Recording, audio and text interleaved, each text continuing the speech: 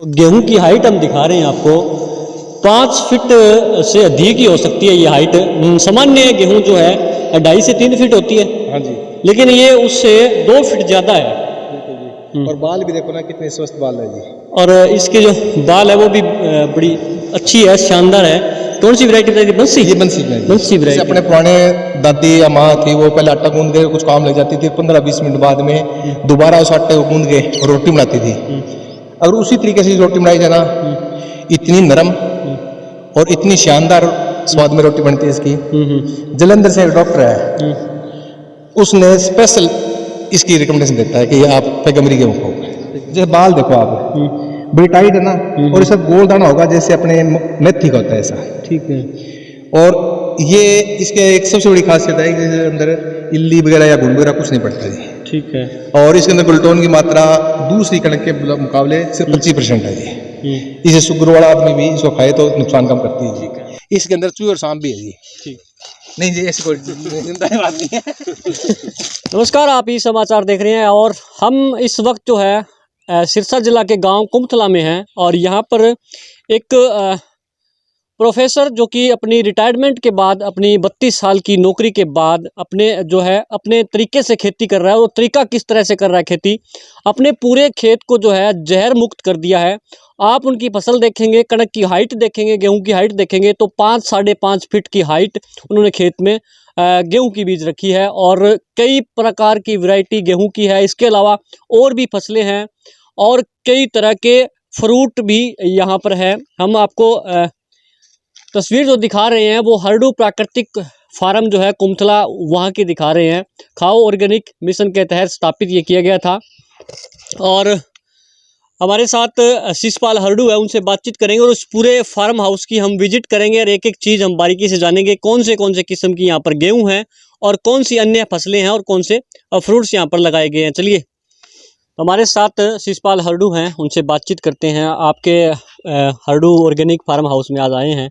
थोड़ी जो आपने अलग तरीके से जो पौधे और किस किस तरीके के पौधे लगा रखे हैं आपने, उसके बारे में जानकारी हमारे दर्शक लेना चाह रहे हैं। तो आप हमें कुछ जो स्पेशल पौधे आपके पास है, स्पेशल जो खेती है, उसके बारे में हमें जानकारी दी। सबसे पहले तो आपका इस फार्म पे पहुंचने के लिए हार्दिक स्वागत है। और मैं सेवा के दौरान जब गवर्नमेंट सर्विस में था तब ये सोचता था कि शरीर है ना, इसके अंदर जो इनपुट डालेंगे वो धरती को अगर नहीं दिया, देखो धरती में जीव और वनस्पति दोनों एक दूसरे के पूरक है। धरती पे जो जीव है ना, जीवों का वेस्ट है वो वनस्पति का भोजन है, और वनस्पति का वेस्ट है वो जीवों के लिए भोजन है। और आप वहाँ धरती से ले ही ले रहे हैं, और जीव जो अपना वेस्ट वापस धरती के अंदर जीवों के लिए वनस्पति के लिए दे नहीं रहा। तो मैं इस बात पे कई विचार करता था, तो लोग मजाक उड़ाते थे, बोले नहीं यार, लेकिन वास्तव में धरती जिंदा है अपनी, और धरती के अंदर जो अपने जीवाणु है या बैक्टीरिया के लिए या जो इसमें कार्बनिक पदार्थ है वो घट रहा है। तो जब ये बात पर देखा तो मैंने कहा भी नहीं, कुछ करते हैं। तो मैंने 2018 के अंदर इस खेत के अंदर, ये खेत मेरा ऐसा है जिसके अंदर बहुत कम फसल होती थी, क्यों सफ़ेद मिट्टी और बालू रेत का मिक्स है इसमें। तो इस खेत को मैंने चुना और इसके अंदर मैंने 2018 में जहर करना बंद कर दिया।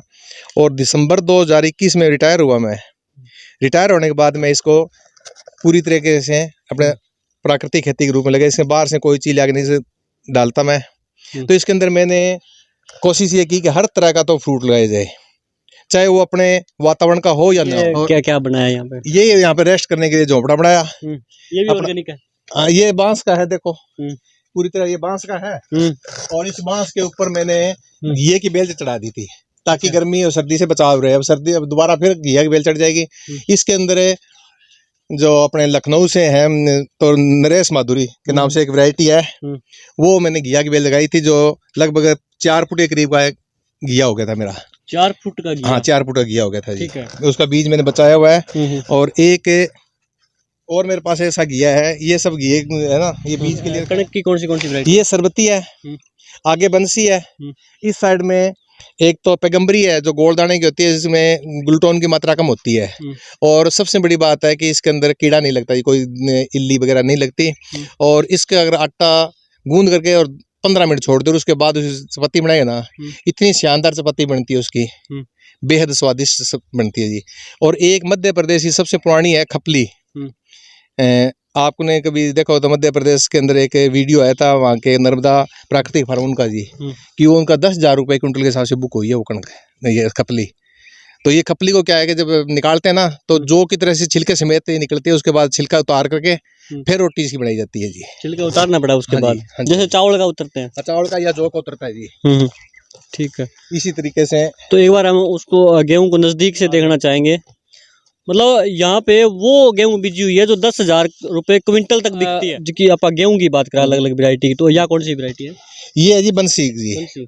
बंसी कणक के अंदर सामान्य कणक से प्रोटीन और कार्बोहाइड्रेट की मात्रा इसमें ज्यादा होती है जी। ठीक है। ये इसकी मेडिकल जो प्रॉपर्टी इसकी ज्यादा है। खाने में सबसे स्वादिष्ट है सरबती कणक है। और मेडिकल प्रॉपर्टी के अंदर नॉर्मल कणक के अंदर बंसी के अंदर और 303 के अंदर से ज्यादा होती है, मेडिकल प्रॉपर्टी होती है जी। इसमें कोई केमिकल वगैरह कुछ ना, कोई केमिकल नहीं है जी। इसके अंदर हमने जो स्प्रे किया ना, जीवामृत स्प्रे किया है। लस्सी के अंदर तांबा मिला करके एक बार, और एक बार जो सड्डर से, जो तारचंद बैल जी कहते हैं ना, सड्डर से बनाते हैं, तो सड्डर से बना करके इसकी हमने हर 10वें दिन स्प्रे करते रहे। अगर इसकी हम हाइट देखें तो मतलब कि काफी सामान्य कणक से काफी ज्यादा हाइट है इसकी। तो और अभी इसके अंदर यहाँ से आप देखेंगे तो लगभग ये मान के चलो भी 4-4.25 फीट की हाइट है तो 5 फुट भी हो मिल जाएगी आपको। ये है तो इसके अंदर मैंने ना कोई मतलब खाद वगैरह नहीं डाली हुई, सिर्फ यही है। और अब ये देखो, एक और मजे की बात बताता हूँ आपको। पूरे खेत में देखो गुल्ली डंडा कहीं नहीं मिलेगा आपको, गुल्ली डंडा नहीं मिलेगा जी। गुल्ली डंडा मैंने ये प्रयोग किया है 3 सालों के अंदर। मैंने देखा है कि जब आप यूरिया, पहले पानी के साथ यूरिया लगाते हैं, और यूरिया डाल के पानी लगाते ही और गुल्ली डंडा उगता है, रोज कणक से आगे निकल जाता है। हर बार किसान स्प्रे करता है, जड़ डालता है और गुल्ली डंडा हो जाता है। अब अपने इस खेत के अंदर आप देख लीजिए, गुल्ली डंडा नहीं मिलेगा आपको, राड़ी का मिल जाएगा, बत्थू मिल जाएगा, दूसरा घास मिल जाएगा, गुल्ली डंडा नहीं है। आपका कहने का मतलब ये हुआ कि गुल्ली डंडा जो है यूरिया डालते हैं तब वो पैदा होता है। ठीक है। यूरिया के अंदर कोई बीज आता है या फिर वैसे ही पनपता है वो? यूरिया जमीन धरती के अंदर जो गर्मी पैदा करती है ना, उस गर्मी की वजह से जो जर्मिनेट तो इसमें भी हुआ है गुल्ली डंडा। ये देखो आप, ये देखो जी गुल्ली डंडा, इसमें भी जर्मिनेट हुआ है। ठीक है, ये गुल्ली डंडा है सारा। मतलब यहाँ का यही रह गया, यहाँ का यही रहेगा, क्योंकि यूरिया नहीं डली तो जमीन के अंदर एकदम गर्मी नहीं बनी, तो इसकी ग्रोथ नहीं हो पाई इसकी। ठीक है। ये कौन सी गेहूं है? ये सरबती है जी। ये खाने में सबसे ज्यादा टेस्टी है, लेकिन मेडिकल प्रॉपर्टी बंसी की ज्यादा है जी। ठीक है। अब इसके अंदर दूसरा घास तो है, राड़ी देखो है ना आपका, ये देखो आप, ये दूसरा घास तो खूब है। ठीक है। ये देखो, और ये घास है ना, खरपतवार है। ये लोगों के लिए खरपतवार है, लेकिन मेरे लिए तो ये खाद है जी। खाद है। मैं मजदूर लगा के गुड़ाई करवाता हूँ इसकी, सारे घास को खेत में ही मैं रखता हूँ। कई बार लोग कहते हैं मेरे को, कहते हैं तू स्प्रे करके मारता क्यों नहीं? देखो, स्प्रे करके मारेंगे, मान लो किले के अंदर 1000 रुपये लगे, तो 1000 रुपये के अंदर सारा मल्टीनेशनल कंपनी के पास से लगे, अपने पास क्या मिला? जमीन को नुकसान है। जमीन के अंदर जो हमारे मित्र कीट है या दुश्मन कीट जो कह देते हैं, हालांकि कोई मित्र या दुश्मन नहीं होता, कीट है। कीट दो ही तरह है, या तो मांसाहारी है, शाकाहारी है। और मांसाहारी ने अपना काम करना है, शाकाहारी ने अपना काम करना है जी। ठीक है। और जो बीमारी आती है, ये तो वैज्ञानिकों ने, जो कृषि वैज्ञानिक जो मार्केट के अंदर आ गए ना, उन्होंने कर दिया। नहीं तो कोई बीमारी आती है तो पौधा खुद बुलाता है जी। नंबर 1 तो मेरा अनुभव ये कहता है कि जमीन के अंदर कार्बनिक पदार्थ अगर आपका 1.5% से ज़्यादा हो गया, तो उस फसल के अंदर बीमारी नहीं आ सकती जी। स्वस्थ हो जाए, जमीन स्वस्थ होगी, पौधे में बीमारी नहीं आ सकती। दूसरी बीमारी क्यों आती है? पौधा बुलाता है। मान लीजिए कि अपन पौधे में क्या करते हैं कि यूरिया डाली। अब मैं हूँ, मेरी कैपेसिटी है कि मैं 50 ग्राम घी खा सकता हूँ। मेरे को किसी ने ज़बरदस्ती 1 पाव घी खिला दिया, तो मेरे को या तो वोमिटिंग आएगी, या लूज मोशन होगा, फूड पॉइजनिंग होगी, बीमार हो जाऊंगा। मैं तो भाग के डॉक्टर के पास चले जाऊंगा, ठीक हो जाऊंगा। इन पौधों को जरूरत है नाइट्रोजन की 10 किलो की, और डाल दिया उसके अंदर गट्टा, तो ये क्या करेगा बेचारा? नाइट्रोजन की मात्रा ज्यादा होगी, ना ये वोमिटिंग कर सकता, ना ये लूज मोशन हो सकता, ना डॉक्टर के पास जा सकता, ना एम्बुलेंस बुला सकता। तो ये क्या करेगा? प्रकृति में से देगा कि मेरे में नाइट्रोजन ज्यादा, चूसो ताकि मेरे को बचाओ। वो नाइट्रोजन चूसने वाले कीड़े आ जाएंगे बेचारे, वो चूसेंगे, तो बुलाते हैं ये। और बहुत सारे कीट तो ऐसे हैं जो एक दूसरे आश्रित है। शाकाहारी को मांसाहारी खाता है, मांसाहारी को बड़ा मांसाहारी खा जाता है। ठीक है, तो इसको समझने की जरूरत है। मैं तो किसानों से कहता हूँ कि आप खेती कर रहे हो, 10 कीट के नाम बता दो, चलो मैं ये कहता हूँ आप सच्चे हो गए, अपने जिम्मेदार है। वो क्या है कि आजकल एक अंधाधुंध दोहन हो रहा है एक तरह से, जो पेस्टिसाइड है जमीनों का, ऐसे मतलब जान सी निकाल दी है। तो उनको मैसेज क्या है, मतलब किस तरह से शुरुआत करें? देखो नाम ऐसा दे दिया, अपने कहते हैं कि दवाई ले आओ, जबकि उस डब्बे के अंदर कहीं पे भी आपको दवाई शब्द या मेडिसिन शब्द नहीं मिलेगा जी आपको। उसके अंदर ऊपर क्लियर कट लिखा मिलेगा पॉइजन केमिकल पॉइजन लिखा मिलेगा जी। उसके बावजूद हम क्या कहते हैं, क्योंकि जो मल्टीनेशनल कंपनी वाले हैं उन्होंने तो देखना है, दवाई शब्द कर दिया, हम कहते हैं दवाई ले आओ, दवाई छिड़क दो, तो हम खुल जाते हैं। और यही अगर कहते हैं कि भी जहर ले आओ, जहर छिड़क दो, तो हमारा हाथ रुकता, डरता कि हम जहर डाले हैं तो ये कर दिया। तो इस वजह से लोगों ने नाम गलत दे दिया, बाकी वो तो है तो जहर है। और जहर से देखो, धरती, पानी और हवा, तीन चीजों को बचाएंगे नहीं ना, तब तक हम जिंदा नहीं रह सकते जी। आज इतनी बीमारियां रही है ना, वो सारा खान पान पे ही है। मैं ऐसे आदमी से मिला हूँ जो आदमी 1 कुंटल 36 किलो वजन, 18 ml इंसुलिन लेता था, और उसने खान पान कंट्रोल करके और अपनी ज़मीन पे काम किया, और ज़मीन का कार्बन लेवल 8% तक ले गया, और वो आज बिना किसी दवाई के बिल्कुल स्वस्थ जी रहा है। ऐसे लोगों से हम प्रभावित हुए। आज आगे आपको दिखाता हूँ नए पौधे कुछ। ठीक है, अभी देख रहे हैं कि गेहूं में थोड़ा बदलाव आ गया। ये कौन सी है? ये सरबती है जी। ये सरबती की हाइट अच्छी है, देखो आप अंदर रुक के देखो आप, लगभग मेरे ख्याल में 4 फीट ही है। हाँ, 4.5 के आसपास होगी। ठीक है। ये आगे पैगम्बरी, इसका जो बाल देखो आप, बड़ी टाइट है ना, और इसका गोल दाना होगा जैसे अपने मेथी का होता है ऐसा। ठीक है। और ये इसके एक सबसे बड़ी खासियत है कि इसके अंदर इल्ली वगैरह या गुण वगैरह कुछ नहीं पड़ता जी। ठीक है। और इसके अंदर ग्लूटोन की मात्रा दूसरी कणक के मुकाबले सिर्फ 25% है जी। इसे शुगर वाला आदमी भी इसको खाए तो नुकसान कम करती है जी। मतलब ये जो गेहूं है, ये समझ में आ रहा है कि औषधीय गेहूं, औषधीय, ये औषधीय गेहूं है जी, ये औषधीय गेहूं है जी। और इसका अगर इसकी आटा पीस करके, और जैसे अपने पुराने दादी या माँ थी, वो पहले आटा गूंद के कुछ काम लग जाती थी, 15-20 मिनट बाद में दोबारा उस आटे को गूंद के और रोटी बनाती थी। अगर उसी तरीके से रोटी बनाई जाए ना, इतनी नरम और इतनी शानदार स्वाद में रोटी बनती है इसकी। जलंधर से एक डॉक्टर है, उसने स्पेशल इसकी रिकमेंडेशन देता है कि आप पैगम्बरी गेहूं खाओ। 5,000 रुपए प्रति क्विंटल है। फिर तो मतलब पैदावार अगर थोड़ी बहुत कम होती है तो कोई फर्क नहीं पड़ता। मेरे 2 एकड़ में कणक आई है, और 24 कुंटल की आज से पहले मेरे पास बुकिंग आ चुकी है जी। 5,000 रुपए, 5,000 रुपए कुंटल के हिसाब से जी। ठीक है। ये है खपली, ये मध्य प्रदेशी है, और इसको जब निकालेंगे ना तो ये जौ की तरह से निकलेगी। ठीक है। और फिर जौ की तरह इसको दोबारा कूट करके दोबारा निकालनी पड़ेगी। और इसकी मेडिकल प्रॉपर्टी, जितनी भी गेहूं है ना, सबसे ज्यादा इसकी मेडिकल प्रॉपर्टी है। ठीक है। और मध्य प्रदेश के अंदर जो नर्मदा प्राकृतिक फार्म है एक, उनका गेहूं है ना ये, उनसे मेरी बात हुई, कहते मेरे 10,000 रुपए कुंटल के हिसाब से बुक हो चुकी है। मैंने सिर्फ ये एक नाड़, इस गेहूं की कीमत 10,000 रुपए प्रति क्विंटल के हिसाब से। लेकिन मैंने तो ये इस बार है ना 7 किलो बीज लेके आया था वहां से, और एक नाड़ के अंदर ही है। और ये भी एक मजे का और बताऊं आपको, ये गिर गई ना, ये मैंने बोई नहीं जी, मैंने सीधी जमीन के अंदर अपने जगह देसी भाषा में जिसको कहते हैं बैठी जमीन, पानी लगा हुआ था पहले का, छिंटा मारा, ऊपर मैंने पराली से मल्च कर दिया। ठीक है। ये देखो, ये देखो चावल का अवशेष डाल दिया।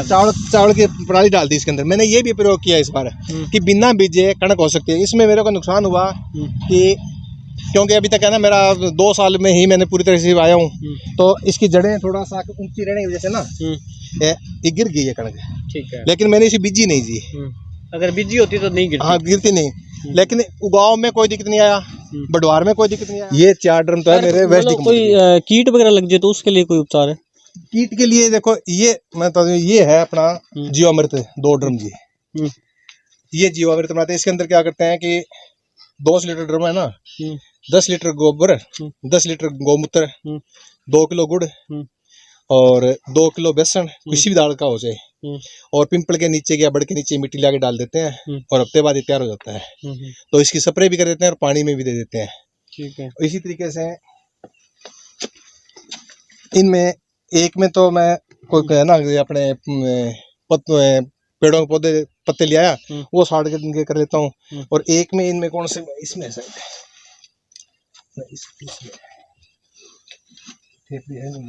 एक ये मैंने उधर अब दिखाऊंगा आपको, गाय के गोबर का बंटोड़ा जा रखा है जी। थेपड़ी है ना, उस थेपड़ी से ग्रोथ प्रमोटर बनाते हैं हमें, जो अपने बाजार में ह्यूमिक एसिड या जिब्रेलिक एसिड के नाम से एक आता है ग्रोथ प्रमोटर, सुना होगा आपने।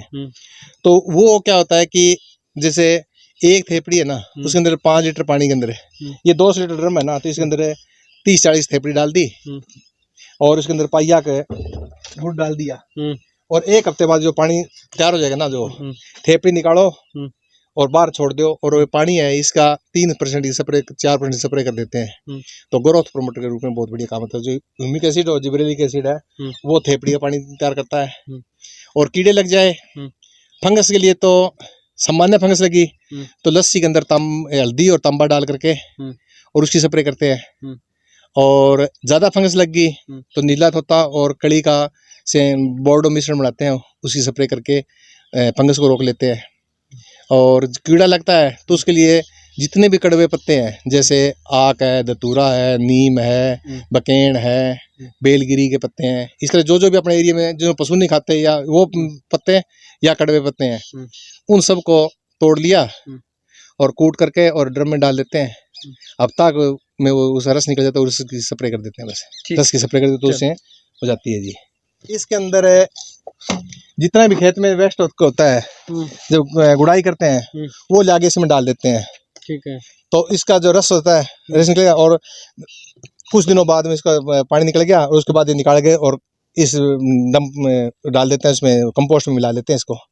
तो जो खरपतवार है ना, इसको गला करके रस तो पौधों में चला जाता है और फिर जो वेस्ट बच गया उसको हम कंपोस्ट में गोबरी खाद में मिला करके मिला देते हैं जी। अभी इसकी ना जो गेहूं की हाइट हम दिखा रहे हैं आपको, 5 फीट से अधिक ही हो सकती है ये हाइट। सामान्य गेहूं जो है 2.5 से 3 फीट होती है। हाँ जी। लेकिन ये उससे 2 फीट ज्यादा है। बिल्कुल जी। और बाल भी देखो ना कितने स्वस्थ बाल है जी। और इसके जो बाल है वो भी बड़ी अच्छी है, शानदार है। कौन सी वैरायटी बताई थी? बंसी। ये बंसी का जी। बंसी वैरायटी बताइए। और इसमें कोई तरह का जहर वगैरह नहीं डाला हुआ। कहते हैं कि बढ़ती नहीं है बिना यूरिया के। तो ये देख लो, कद देख लो इसका। भी लोग कहते हैं कि यूरिया डीएपी के बिना तो बढ़ेगी नहीं। केमिकल है ना, इसमें केमिकल फर्टिलाइजर और पेस्टिसाइड कुछ नहीं डाला हुआ। गोबरी खाद डाली हुई है, केंचुआ खाद भी मैंने डाली थी और उसके बाद इसके ऊपर मैंने जीवामृत और जिब्रेलिक एसिड, जो मैं थेपड़ी का जो मैंने पानी बताया था, गाय के गोबर की थेपड़ी थी लगभग 3 साल पुरानी, उन थेपड़ियों से मैंने पानी तैयार करके और जिब्रेलिक कह लीजिए या इसको ह्यूमिक एसिड बोल देते हैं, वो बनाया मैंने। और एक माइक्रो न्यूट्रिएंट्स के लिए मैं क्या करता हूँ कि सारे तरह का अनाज, दलहन और तिलहन, इनको पीस करके और एक प्लास्टिक के ड्रम के अंदर डालता हूँ। उसके अंदर तांबा का तार, लोहा और जस्ता डाल देता हूँ। ठीक है। और वो 1 हफ्ता जब पड़ा रहता है ना, तो उसमें जो रस तैयार हो जाता है उसको हमें माइक्रो न्यूट्रिएंट्स के रूप में इसका प्रयोग करते हैं, स्प्रे करते हैं उसकी। ठीक है, ठीक है। ये बेरी आ गई जी। बेरी, इस बेरी को 2018 में लगाया था। उसके बाद इस बेरी को कभी मैंने ट्रैक्टर घुसा के बाया नहीं इसको जी। ठीक है। इसकी जो नालियां दिखाई दे रही है, इन नालियों की सफाई करके और पानी दे दिया जाता है, बीच में से कभी बाया नहीं जाता जी। ठीक है। जो घास फूस जो होता है वो अपना आप ही पनपता है और फिर टाइम के अनुसार वो खत्म हो जाता है। और ये वास्तव में है ना, ये इसके अंदर है ना, इसके मुझे ये बात हो रही है, आप जब भी इसको ये मिट्टी है ना, इसकी मिट्टी में हाथ लेके आराम से करो ना, यूं लगे जैसे थोड़ी गुदगुदी सी होती है। ये कोशिश करो, आप महसूस करने की कोशिश करो जी। ये मिट्टी संजीव होगी। अब ये अपनी मिट्टी है ना, ये मरी पड़ी है, ये मिट्टी क्या संजीव होगी। इस मिट्टी के अंदर अब है ना, जो इतने बैक्टीरिया या कीटाणु हो गया अपने मित्र जो है, जो ये देखो जितना भी है ना, मतलब ये पदार्थ की तरह नहीं, ऐसे लग रहा है हाथ में लेने के भी मिट्टी सांस ले रही है। सांस ले रही है जी, बिल्कुल। तो इसका ना ये बहुत, इसको मैंने कभी वाया ही नहीं जी। इसके अंदर कोई झाड़ झगाड़ या आग हो जाता है वो कस्सी से काट देते हैं। बाकी जैसे इन नालियों में सफाई करके पानी दे दिया, इतना ही काम करते हैं जी। ठीक है। और इन बेरी के अंदर खाद वगैरह डालने की जरूरत भी कोई नहीं पड़ती ना, कुछ नहीं डालते जी। मतलब कोई भी खाद डालने की जरूरत नहीं है। ये जो इसके पत्ते, अब इस पत्तों से घास है ना, घास होगा, वो घास है। अब जैसे ये घास हो रहा है, ये टाइम आएगा थोड़े दिन, 15-20 दिनों में अपना खत्म हो जाएगा।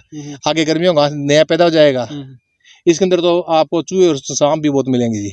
ठीक है। इसके अंदर चूहे और सांप भी है जी। ठीक नहीं जी, ऐसी कोई चिंता की बात नहीं है। हम अभी हरडू ऑर्गेनिक फार्म की जो आपको विजिट करवा रहे थे, हर एक चीज़ आपको बारीकी से हमारे साथ विजिट करवा रहे थे। शिषपाल हरडू हमने आपको परिचय इनका दिया। हमने देखा कि यहाँ पर आम नहीं, खास तरीके के हर तरह क्वालिटी के पौधे यहाँ पर हमने देखे और सैकड़ों क्वालिटी के पौधे, सैकड़ों किस्मों के पौधे हमने देखे, यहाँ तक कि गेहूं की भी 4 वैरायटी हमने देखी। आपने बेरी का बाग देखा और सेब के पौधे देखे और अलग अलग तरीके के आपने देखे। पूरी वीडियो शायद थोड़ा लंबा ज़रूर हुआ, लेकिन हमने आपको जो हरडू ऑर्गेनिक फार्म है इसकी पूरी विजिट कराई और एक एक चीज़ की जानकारी दी। पूरी जानकारी देने के लिए आपका बहुत बहुत धन्यवाद जी। धन्यवाद जी। और आगे आगे सावणी के अंदर आपको मिलेट्स है ना, जिसमें कोदो है, कंगनी है या सावक है, इनकी खेती भी देखने को मिलेगी। यहाँ पे मैं बीजने का विचार है मेरा इस बार। हाँ जी। आप एग्रीकल्चर के प्रेमी हैं, पर्यावरण के प्रेमी हैं, जैर मुक्त खेती करना चाहते हैं तो आप यहाँ पर आके सीख भी सकते हैं, जानकारी भी ले सकते हैं। धन्यवाद।